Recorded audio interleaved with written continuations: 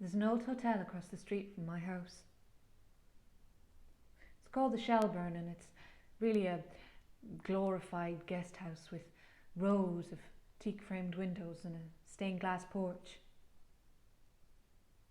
From my window, I can see the residents in their rooms, couples, families, solitary travellers.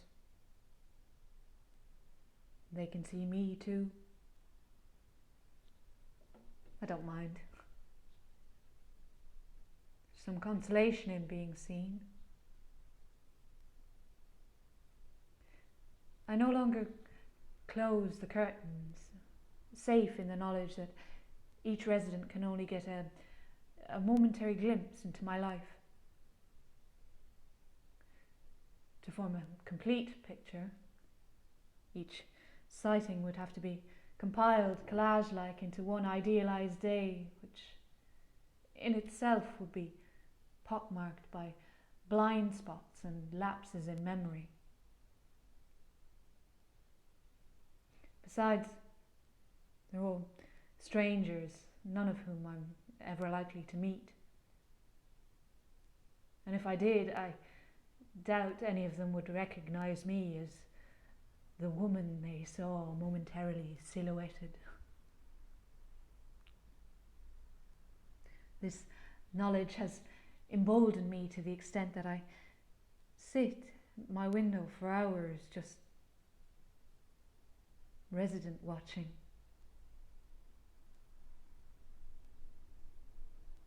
There's an old woman who sits in the ground floor cafe every day talking to the other staff and residents. Her appearance is always immaculate.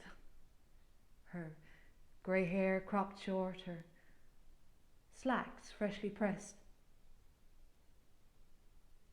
Something about her graceful, self-contained manner reminds me of my Aunt Lily. So I call her Lily. When there's no one to talk to, Lily reads the newspaper. Sometimes she stays overnight.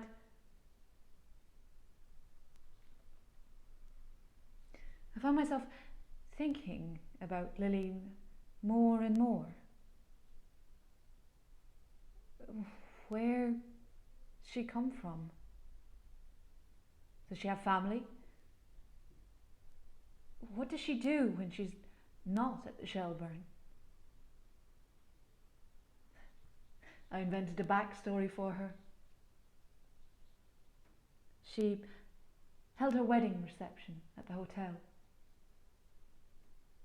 She celebrated her 21st there, and her 50th. Her only son lives in London, where he works as an accountant. She has no nieces or nephews. She stopped sitting in her living room after her husband died. She just goes straight upstairs. She has a friend who lives nearby, but she never stays too long at her house before she heads home. She goes to the Shelburne for the company and to bring back memories. Lately, I'm gripped by the urge to walk across the street and join her.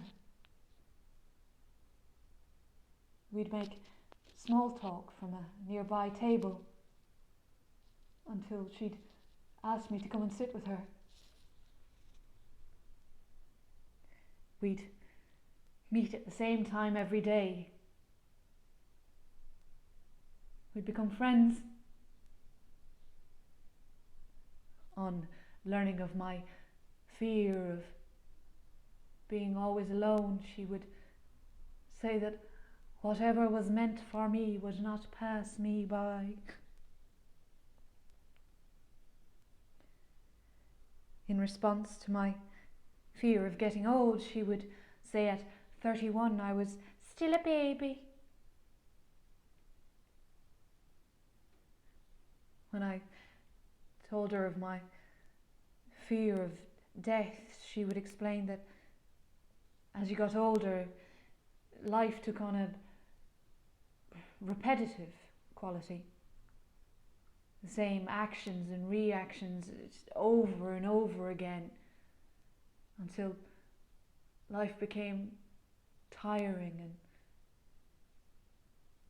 death was almost something to be welcomed.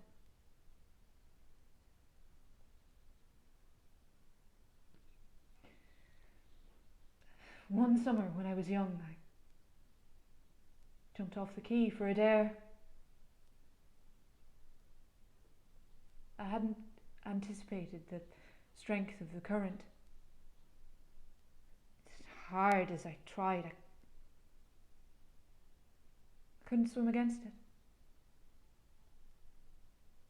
I was pulled further and further out.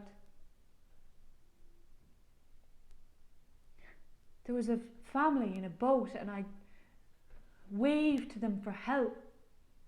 They just waved back. I got so tired I just gave up.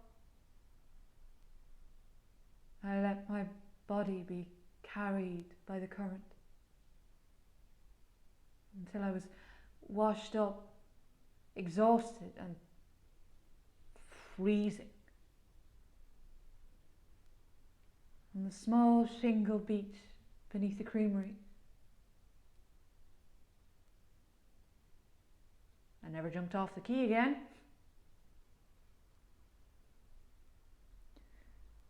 I get that same feeling now as the days flow through me and I let them carry me where they will.